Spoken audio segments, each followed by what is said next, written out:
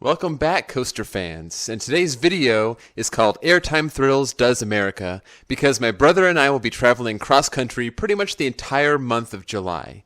This is an overview of my trip, and I will go over the number of coasters I'll be riding as well as the dates I'll be at each park. So on Wednesday, July 4th, we have a 15-hour drive from Valencia to Denver. On Thursday, July 5th, we'll be hitting Elitch Gardens. Their lineup is pretty weak, and I'm interested in the Arrow Shuttle Loop and Twister 2.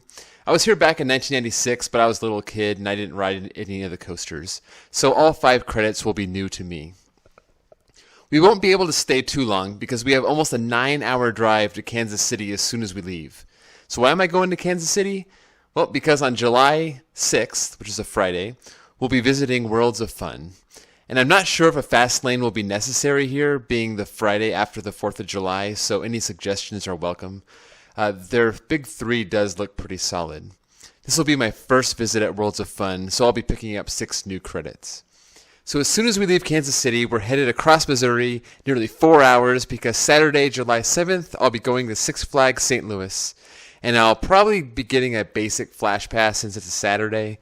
And this is another park with a weak lineup, but I am excited for Mr. Freeze and American Thunder. This is my first time at Six Flags St. Louis, so I will be picking up 9 credits.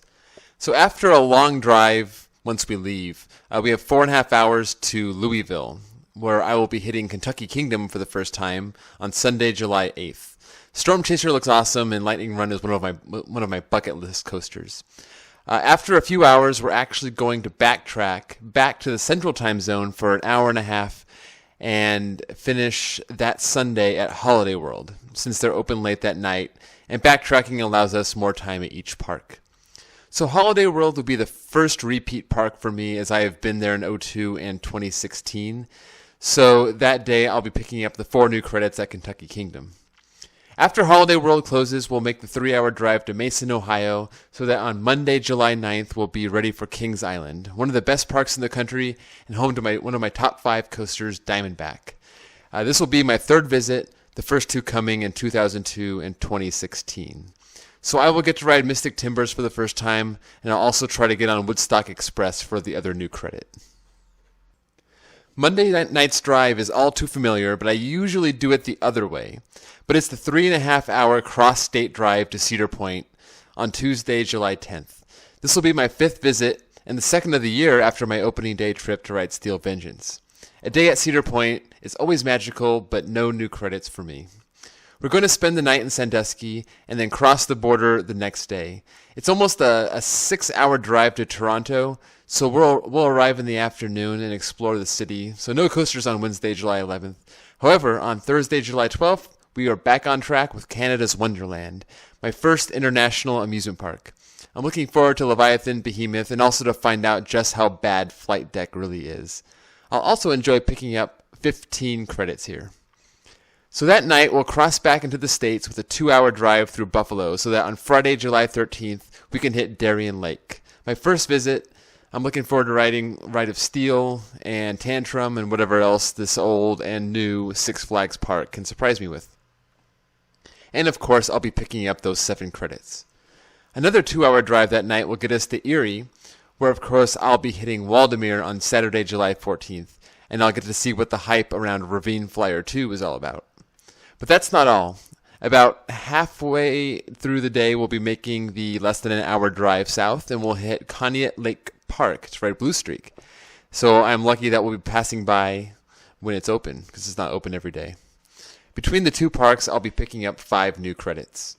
We'll make the 2-hour drive further south on Saturday night, and on Sunday, July 15th, we'll be at Kennywood, so I can ride some of those classic woodies and see what Bantam's Revenge is all about. So Kennywood does have 6 new credits for me. That night, we'll head 3.5 hours east for one of my most anticipated new parks, HERSHEYPARK.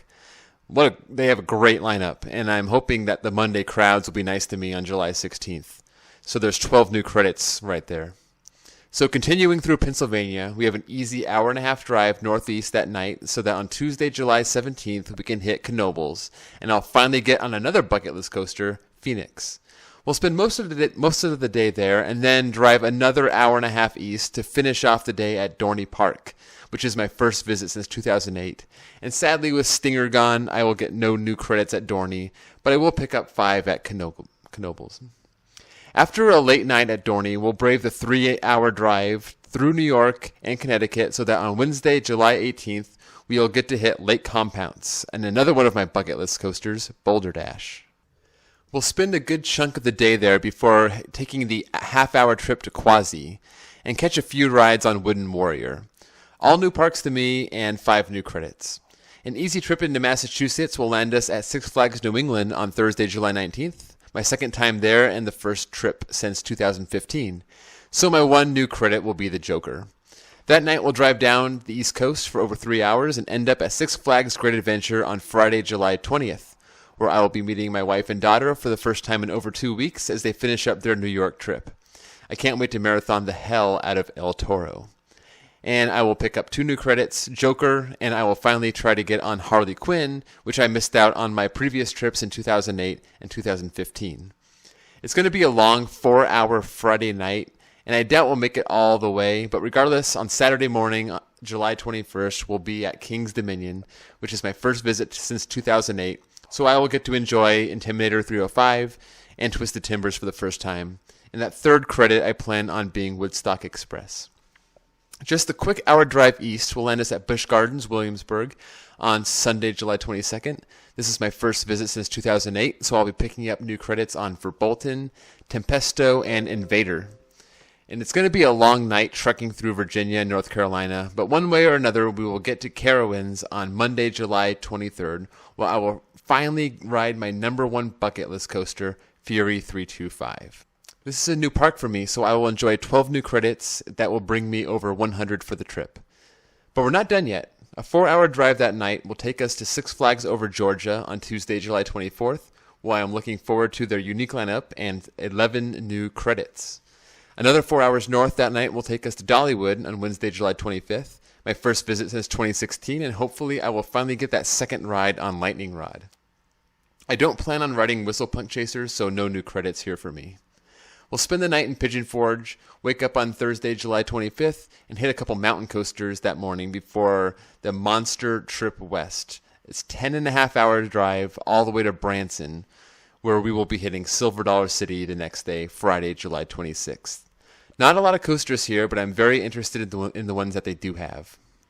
And I will be picking up 6 new credits.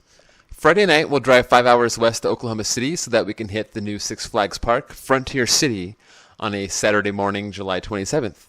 We'll only be here for a couple hours and then hop back on the road and take another 4-hour drive west to Amarillo, Texas to finish up the day at Wonderland Amusement Park, which is the last park on the trip. So if all goes well, we can squeeze in 8 more credits that day. From Amarillo, we have a nice 16-hour drive we'll tackle on Sunday, July 28th, and I will be back at work, if they remember who I am, on Monday.